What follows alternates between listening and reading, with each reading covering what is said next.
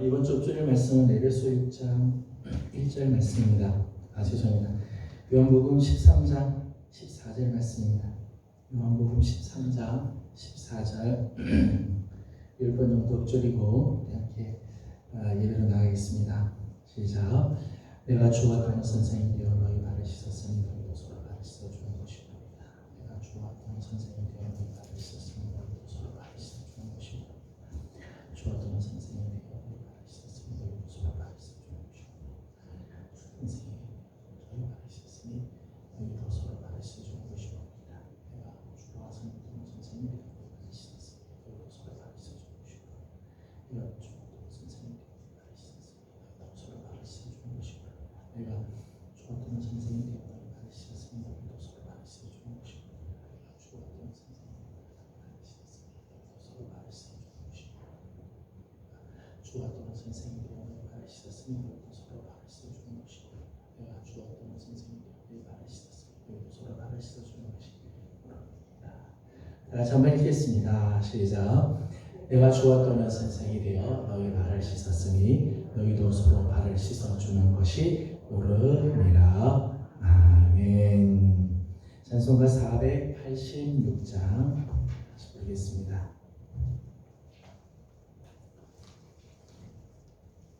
486장 찬송합니다. 이 세상에 근심되는 일이 많고 참 평안을 몰랐구나. 내 주 예수 나로라 부르시니 곧 평안이 쉬리로다.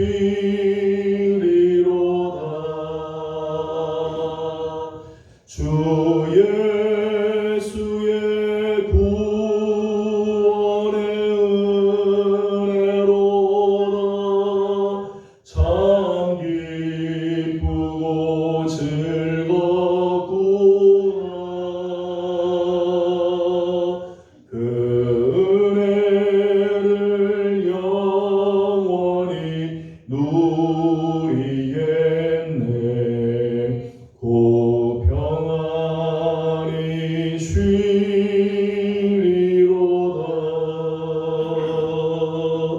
이 세상에 공고한 일이 많고 참 쉬는 날 없었구나.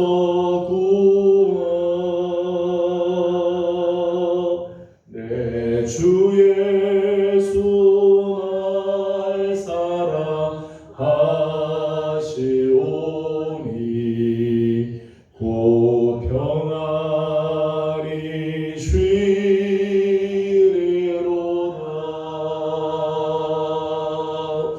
주 예수의 구원의 은혜로다. 참 기쁘고 즐겁구나.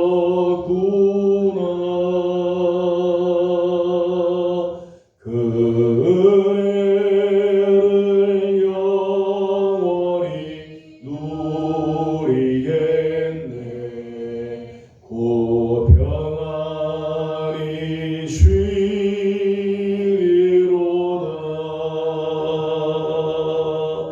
이 세상에 죄악된 일이 많고 참 죽을 일 쌓였구나.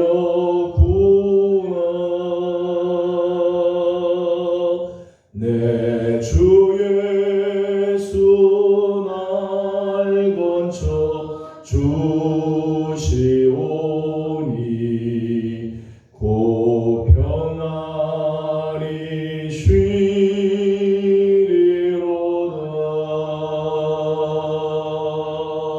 주 예수의 구원의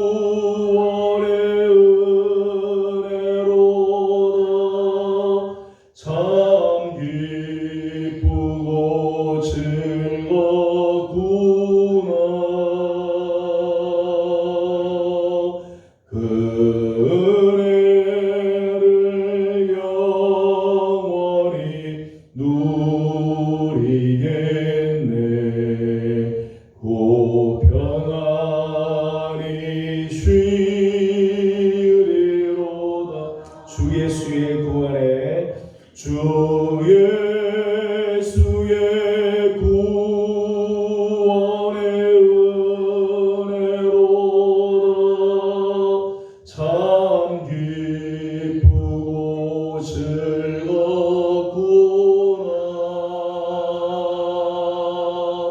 그 은혜를 영원히 누리겠네.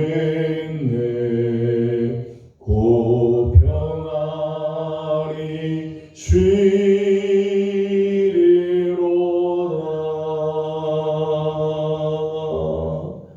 아멘. 찬송가 439장 한 장 더 부르겠습니다. 439장입니다. 십자가로 가까이 나를 이끄시고 거기 흘린 보혈로 정케하옵소서.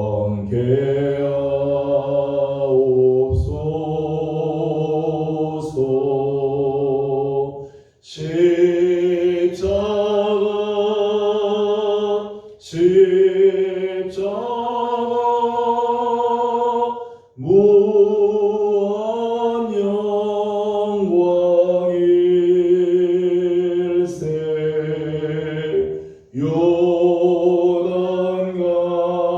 요단강을 건넌 후 영원한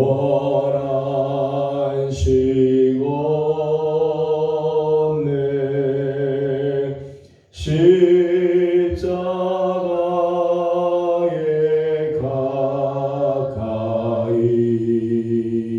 내가 떨고 섰네. 거기 있는 새벽별 내게 비추시네. 십자가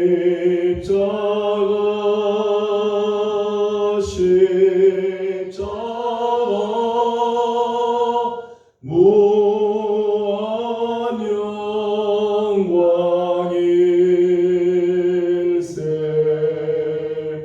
요단강을 건넌 후 영원한 시건네.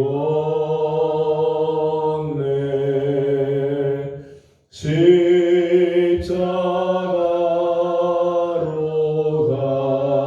가까이 가게 하시옵고 몸소 받은 고생도 알게 하옵소서. 십자가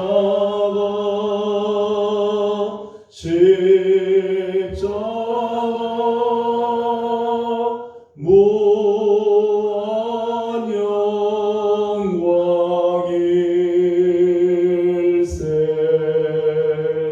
요단강을 건넌 후 영원한 시건네. 십자가에 가까이 의지하고 서서 천국 이를 때까지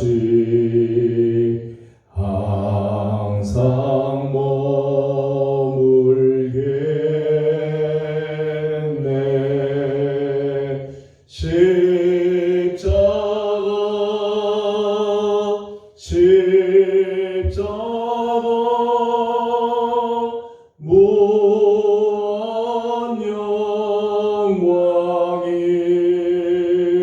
영광일세.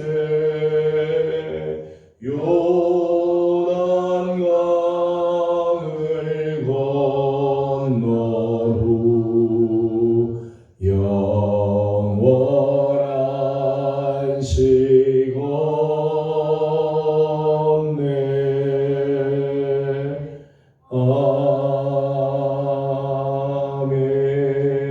아멘. 자, 우리 교회를 위해서 함께 기도하도록 합니다. 올해 우리 교회 기도 제목입니다. 한 번을 예배를 드려도 최선을 다해서 최고의 예배를 드리는 우리들이 되도록 정말 예배에서 예수님의 생명을 경험하고 하나님을 만나며 정말 예배를 드림으로 인해서 교회가 정말 부흥하는 회복이 되어지는 역사들이 나도록 우리 함께 기도하기 원합니다. 다음 세대를 위해서 기도합니다. 복음으로 일어나도록 세상에 다른 어떤 것으로 일어나는 것 아니라 하나님의 말씀 복음으로 우리 다음 세대들 자녀들의 세대들이 일어나고 회복이 될 수 있도록 기도해 주시기 바랍니다. 또 우리 교회가 예수님의 명예를 높여드리기 위해 이 세상에 선한 영향력을 끼치는 그런 교회가 되도록 우리 함께 기도하도록 합니다. 다 같이 함께 기도드리겠습니다. 귀하신 우리 아버지 하나님, 은혜와 사랑을 감사드립니다. 오늘 아침도 사랑하는 귀하신 분들을 주의 종으로 불러주시고 하나님의 그 자비하신 은혜 속에 하나님 저희들을 모아주심을 감사드립니다. 이 아침 주님 앞에 나와 엎드리며 함께 하나님 거룩한 교회를 위하여 기도하게 하여 주셨사오니 하나님 우리의 기도를 들으시고 응답하여 주옵소서. 하나님 오늘 2023년 하나님 우리 교회가 복음의 사랑 예배자로 하나님 앞에 서는 그런 교회가 되기를 소망하여 하나님 앞에 온전한 예배를 드리려고 애렸습니다. 하나님 매달마다 하나님 캠페인을 하면서 정말 한 번 예배를 드려도 최선을 다해 최고의 예배를 하나님께 드리기 위해 하나님 우리가 애를 씁니다. 하나님 정말 우리의 예배가 하나님 앞에 상달되는 예배가 되게 하여 주옵시고 예배 속에서 예수님의 생명을 경험하게 하여 주시며 살아계신 하나님의 말씀을 듣게 하여 주시고 하나님의 임재를 경험하며 하나님의 영광 앞으로 나아가는 하나님 우리의 예배는 교회의 예배가 되게 하여 주옵소서. 예배를 통해서 교회가 다시금 회복이 되게 하시고 일어나게 하여 주시고 부흥하게 하여 주시고 이 어려운 세대지만은 하나님 우리가 정말 예배자로 하나님 앞에 설정마다 교회가 깨어나고 부흥하는 아름다운 은혜가 있도록 도와주시옵소서. 우리 자녀의 세대들을 하나님 앞에 올려드립니다. 세상에 다른 것들로 일어나는 것이 아니라 오직 하나님의 말씀 곧 복음으로 일어나게 하여 주시옵소서.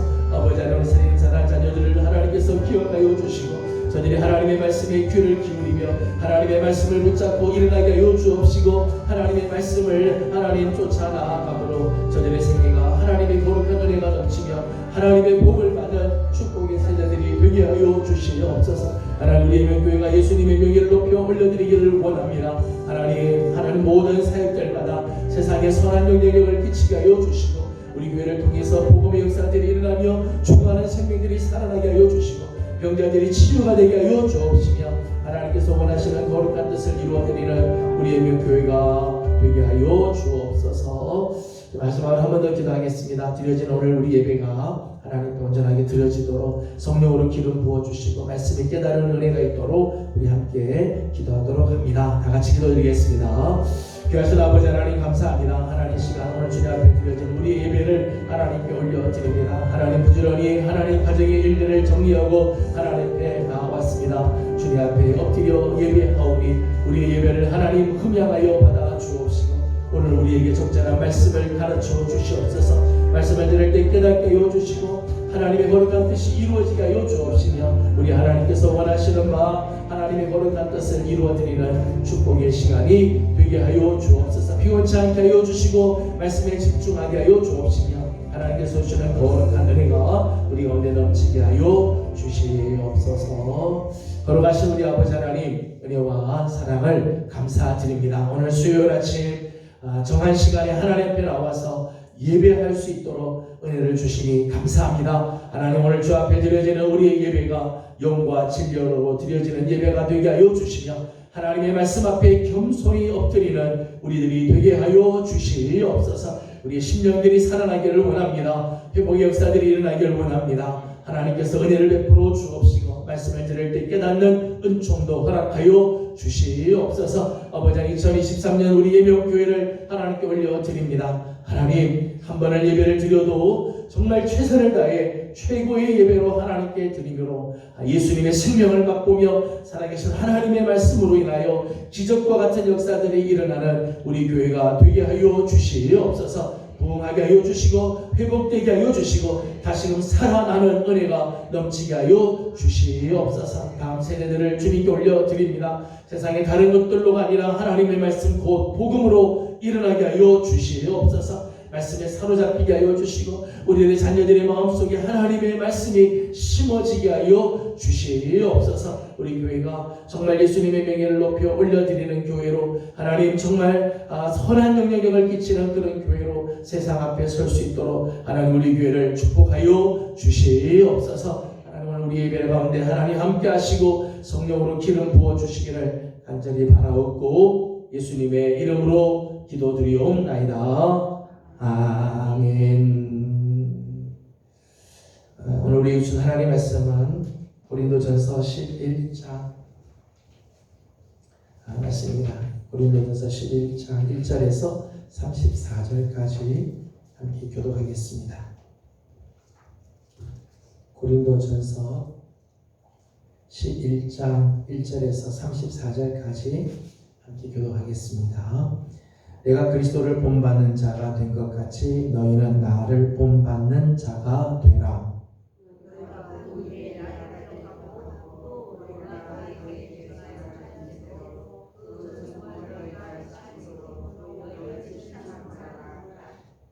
그러나 나는 너희가 알기를 원하노니 각 남자의 머리는 그리스도요 여자의 머리는 남자요 그리스도의 머리는 하나님이시라.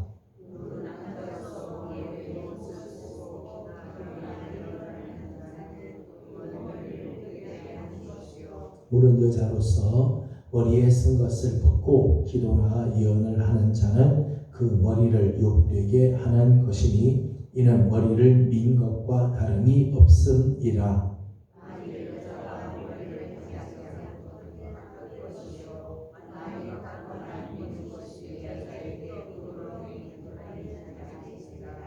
남자는 하나님의 형상과 영광이니 그 머리를 마땅히 가리지 않거니와 여자는 남자의 영광이니라.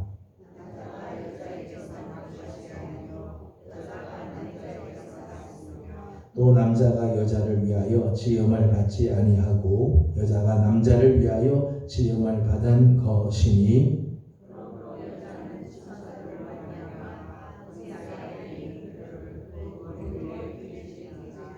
그러나 주 안에는 남자 없이 여자만 있지 않고 여자 없이 남자만 있지 아니하니라.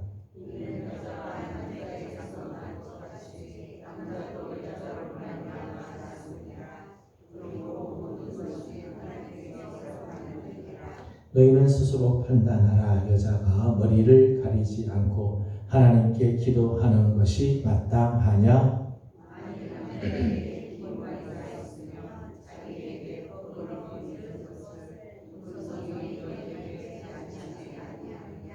만일 여자가 긴 머리가 있으며 자기에게 영광이 되나니 긴 머리는 가리는 것을 대신하여 주셨기 때문이니라.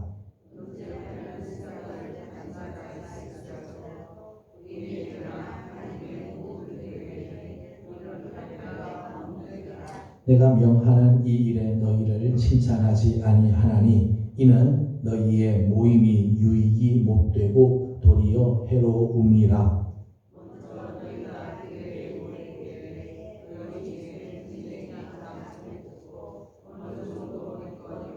너희 중에 파당이 있어야 너희 중에 옳다 인정함을 받은 자들이 나타나게 되리라.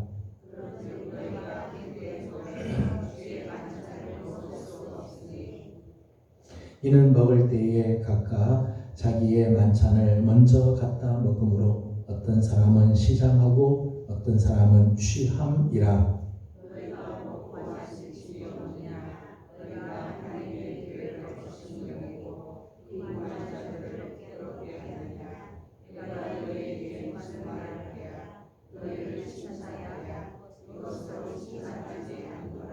내가 너희에게 전한 것은 주께 받은 것이니 곧 주 예수께서 잡히시던 밤에 떡을 가지사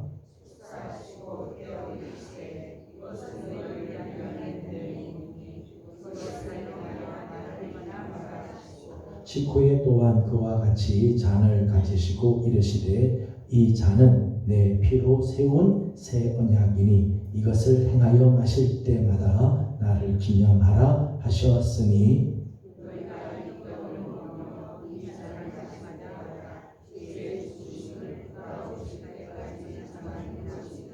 그러므로 누구든지 주의 떡이나 잔을 합당하지 않게 먹고 마시는 자는 주의 몸과 피에 대하여 죄를 짓는 것이니라.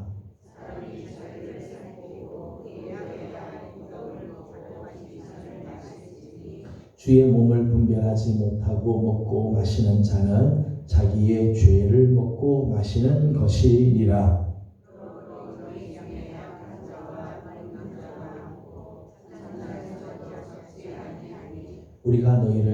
우리가 우리를 살폈으면 판단을 받지 아니하려니와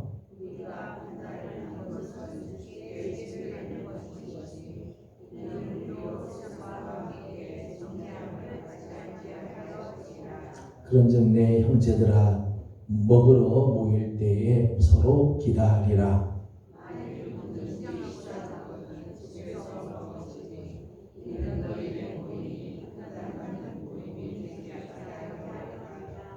그 밖의 일들은 내가 언제든지 갈 때에 바로 잡으리라. 아멘.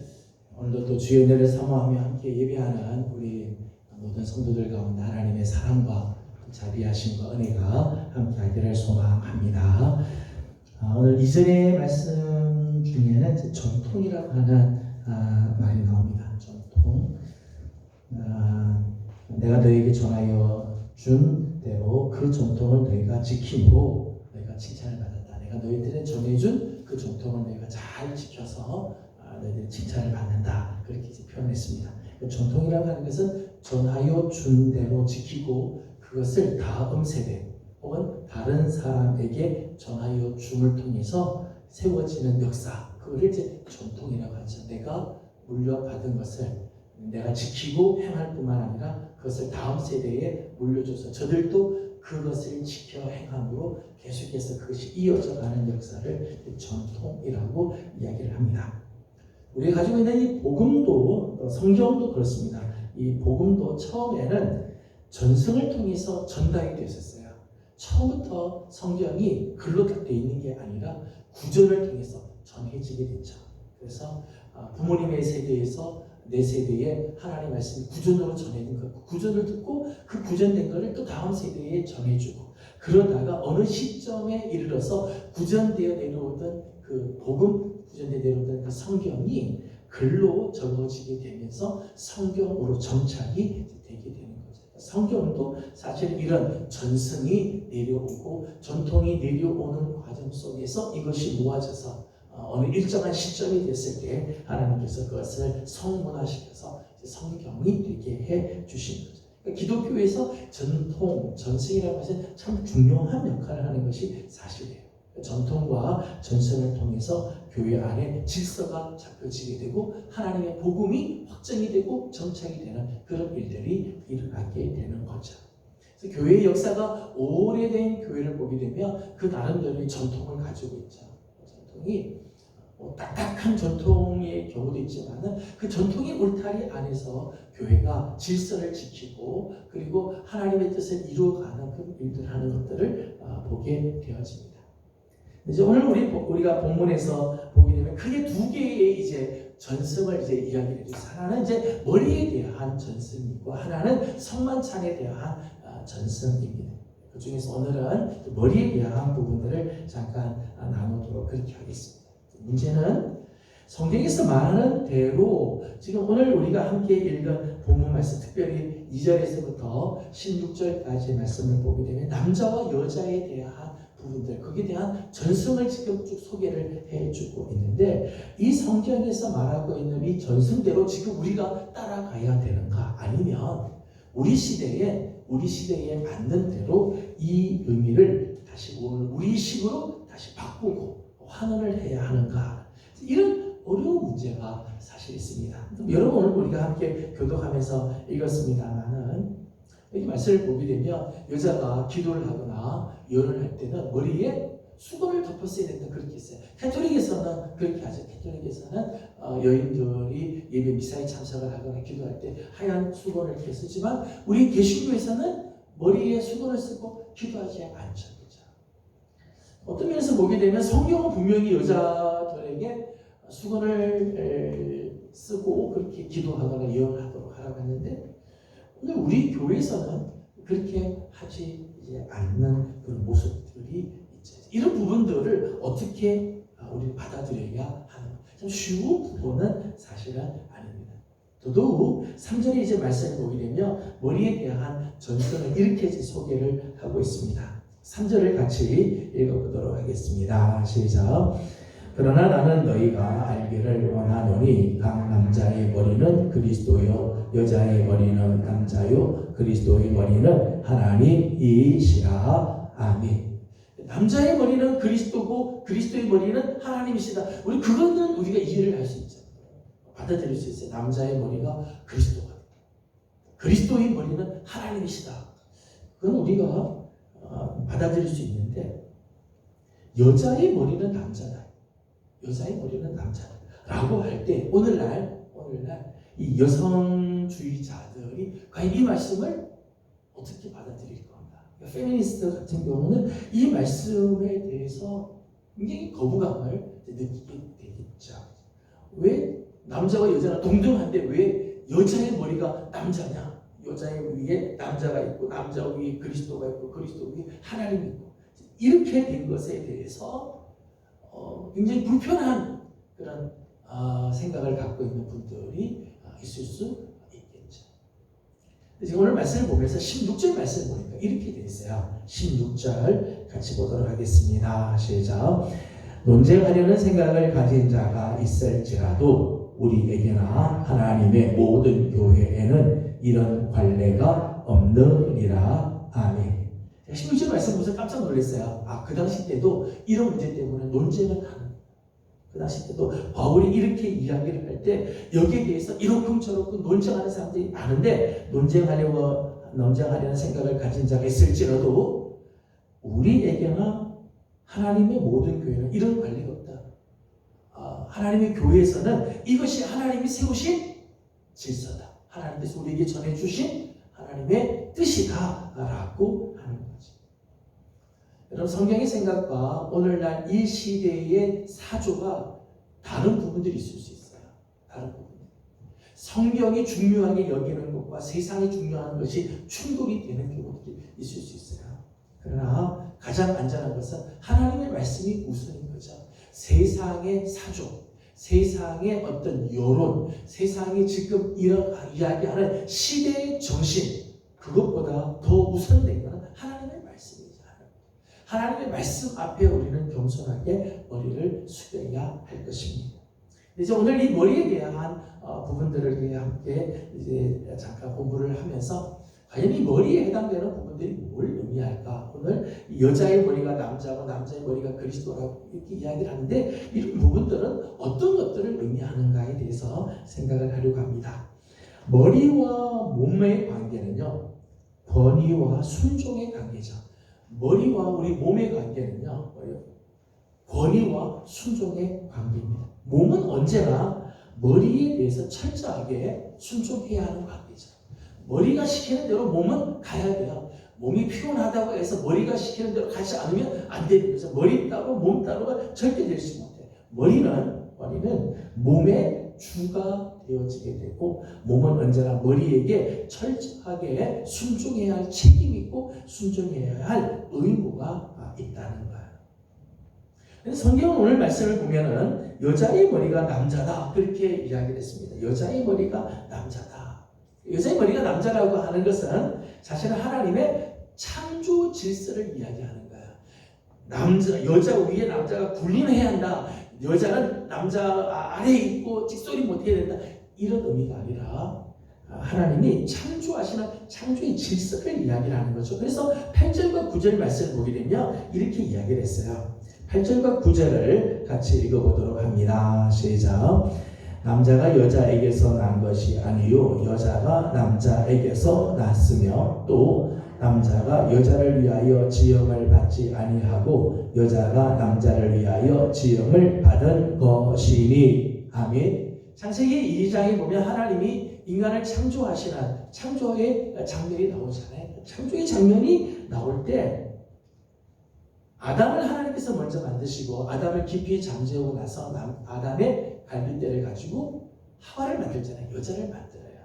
그래서 오늘 말씀은 그런 이야기죠. 남자가 여자에게서 처음 나온 게 아니라 사실은 여자가 남자에게서 먼저 나온 거예요. 남자를 하나님 먼저 만드시고 그 남자에게서 여자를 만들었던 거예요. 창조의 질서가 그렇게 된 거죠. 하나님이 남자를 먼저 만드시고 그 다음에 여자를 만드셨어요. 남자가 먼저고 여자가 나중에 만들어졌다는 거죠. 또 9절에 있는 말씀을 보게 되면 9절에 하나님께서 아담을 만들어서 놨더니 아담이 혼자 있는 게 보기에 좋지 않으셨다는 거죠. 홀로 있는 것이 좋지 않아서 그를 돕는 에피를 지어야 되겠다. 그래서 하와를 만들었죠. 그러니까 하와를 만드신 목적은 남자를 돕는 에필로 해서 만들었다는 거예요. 그러니까 오늘 9절 말씀처럼 남자가 여자를 위하여 지음을 받은 게 아니라 여자가 남자를 위해서 지었다. 이게 하나님의 창조의 질서라는 거죠. 창조의 질서대로 우리가 살아가면 그것이 우리 창조의 질서를 따라서 살아가는 것이 하나님의 뜻이고 그것이 하나님께서 우리에게 주신 하나님의 법도라는 거예요. 그래서 7절 말씀에는 이렇게 말씀을 했습니다. 7절을 같이 보겠습니다. 시작.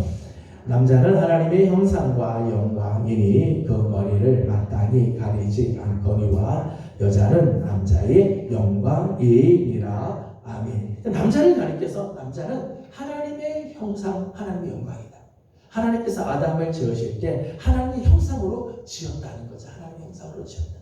그리고 아담을 통해서 하나님이 당신이 영광을 받으신다. 그래서 아담은 하나님의 형상이고 하나님의 영광이다. 마찬가지로 아담에게서부터 하나님이 여자를 만들었기 때문에 여자는 남자의 영광이다. 남자에게서부터 만들어졌고 여자는 남자의 여자를 통해서 남자는 영광을 받게 되어진다. 그런 거죠. 여자의 돕는 손길을 통해서 남자가 영광을 얻게 되어진다. 하나님의 창조의 질서에 대한 부분이에요.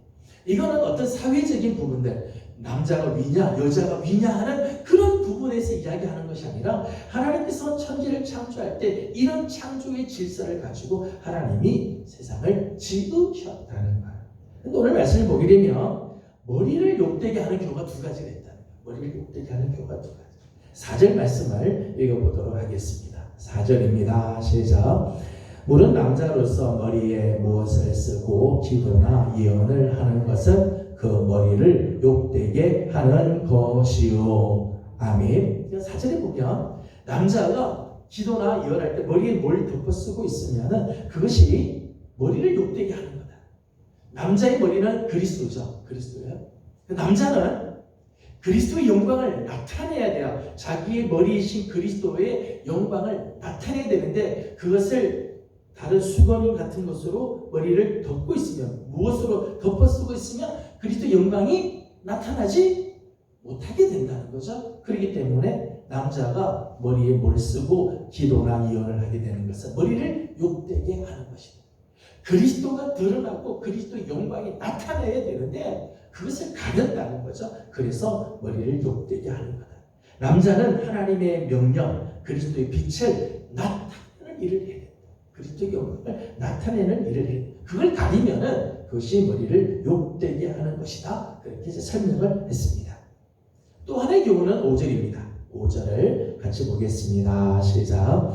물은 여자로서 머리에 쓴 것을 벗고 기도가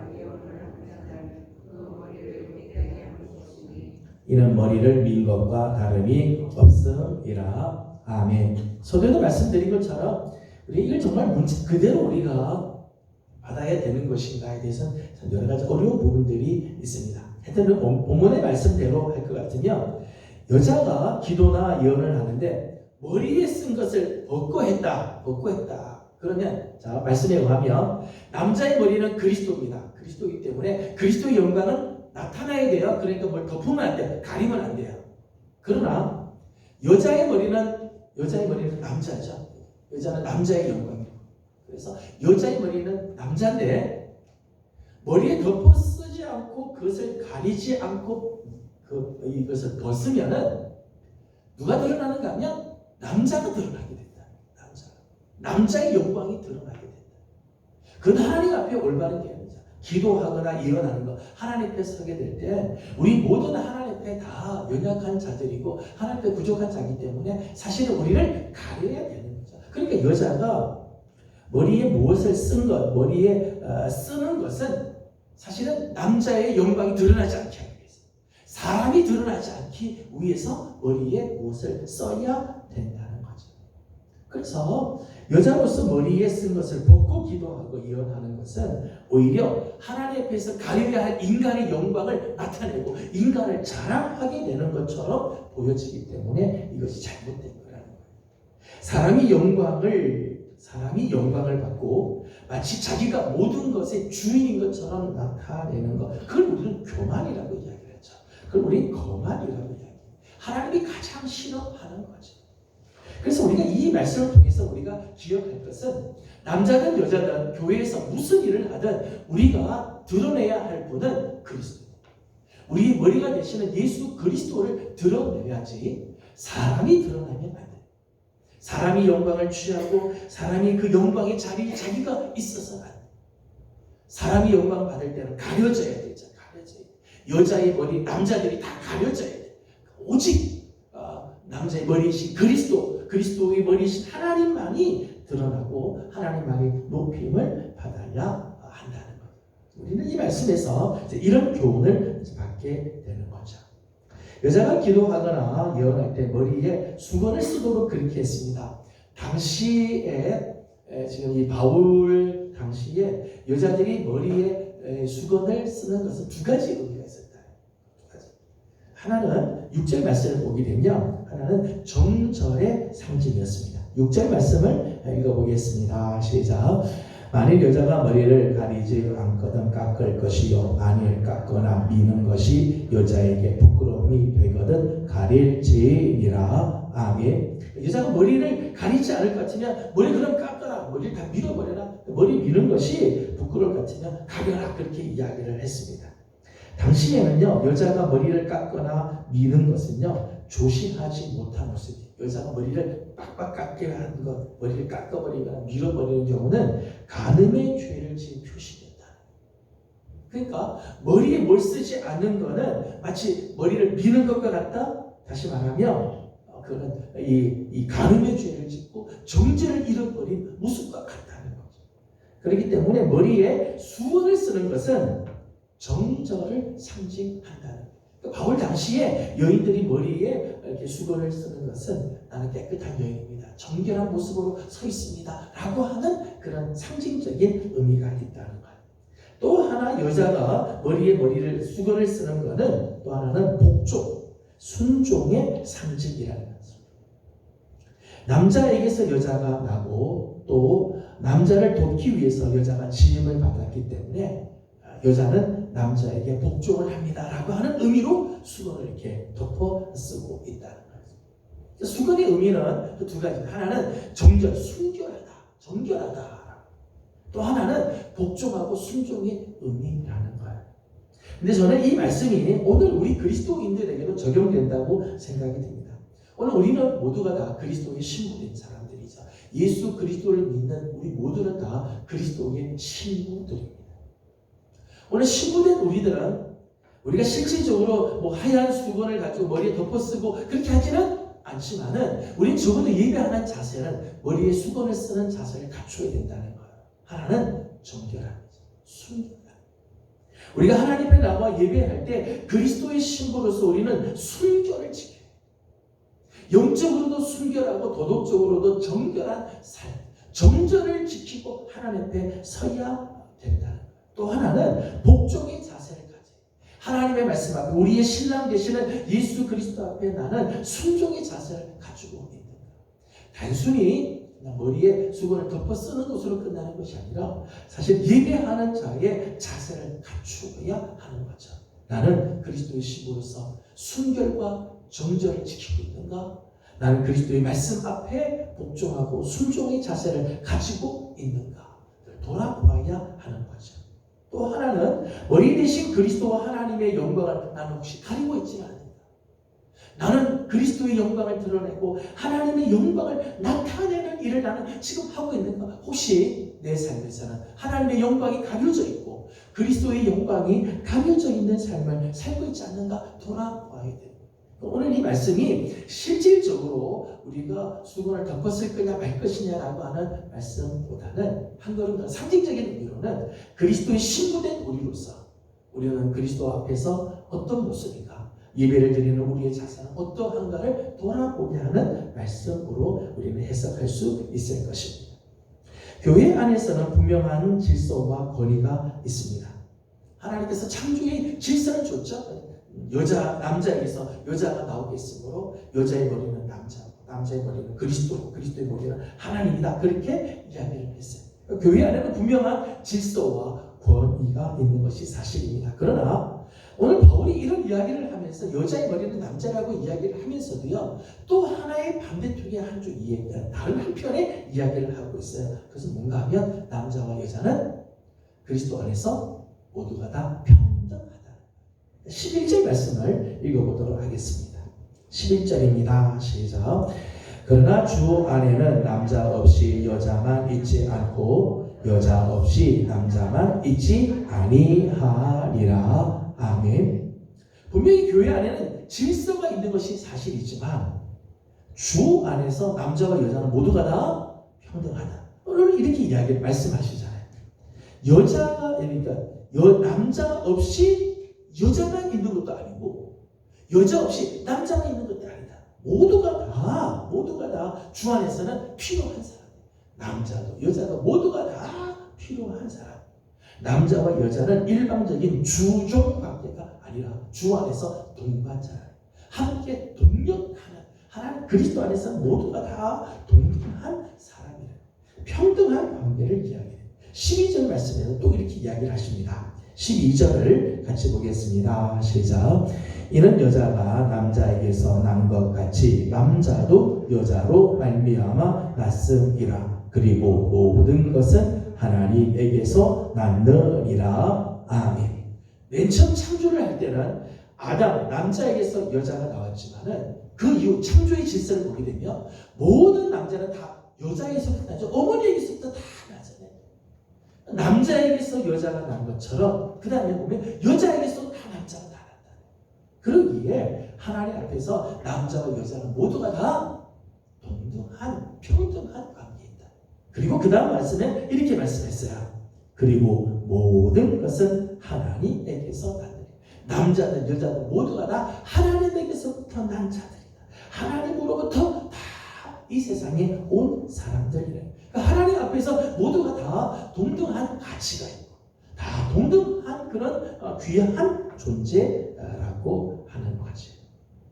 교회 안에서 남자와 여자의 질서는 지켜야 돼요. 남자와 여자의 질서가 있지만은 함께 하나님의 일에 참여하는 동력자 의식을 가져야 돼요. 그러니까 바울은 이 두 가지를 굉장히 역설적이지만 두 가지를 다 이야기해요. 분명히 교회는 질서가 있다. 여자의 머리는 남자고 남자의 머리는 그리스도고 그리스도의 머리는 하나님이다. 교회의 질서가 있지만은 그럼에도 불구하고 그리스도 안에서 함께 하나님의 일에 동참하는 동력자 관계, 동력자 의식을 가져야 한다는 거예요. 가정에서도 마찬가지입니다. 가정에서도 하나님께서 세우신 질서와 권위를 인정해야 되죠. 아버지, 남편의 권위가 있어요. 남편의 질서가 있습니다. 그러나 주 안에서 서로의 가치를 인정하고 존중해 주어요. 남편은 아내를 종 취급하면 안 되죠. 여자를 존중히 여겨야 되고 귀하게 값지게 여겨야 됩니다. 여러분 오늘 말씀처럼 7절의 말씀처럼 남자의 영광이 여자인데 여자를 무시하고 아내를 무시하고 아내의 인격을 망가지게 만들고 아내를 천히 여기면서 남자가 존귀해질 수 있느냐? 절대 그렇게 안 돼요. 남자의 영광은 여자이기 때문에 여자가 천히 여기면 남자는 같이 천해지는 거예요. 서양의 속담에는 이런 말씀이 있습니다. 내 아내를 여종 취급을 해라. 그러면 내 아내는 너를 노예 취급을 할 거다. 그러나 내 아내를 여왕으로 대접해라. 그러면 내 아내가 너를 왕으로 대접할 거다. 참 지혜로운 표현인 것 같아요. 아내를 정말 여왕처럼 공주처럼 막 대하면 내 아내가 왕비가 되고 공주가 되면 남편 된 사람은 같이 왕의 자리에 올라가게 되죠. 근데 내 아내의 인격을 무시하면서 여종 취급하고 노예 취급하면 내 아내가 노예가 되면 남편도 역시 종이 되는 거죠. 노예가 될 수밖에 없는 거예요. 성경은 분명한 가르침을 줍니다. 질서는 있지만 모두가 다 하나님께서 동등하고 평등한 관계, 모두가 서로 가치를 존중히 여기고 하나님 안에서 모두가 다 존귀한 사람이라는 거예요. 고린도 교회에 특별히 이런 문제가 있었던 것 같아요. 여성들의 활동이 다른 지방보다 지나칠 정도로 활발했다는 거예요.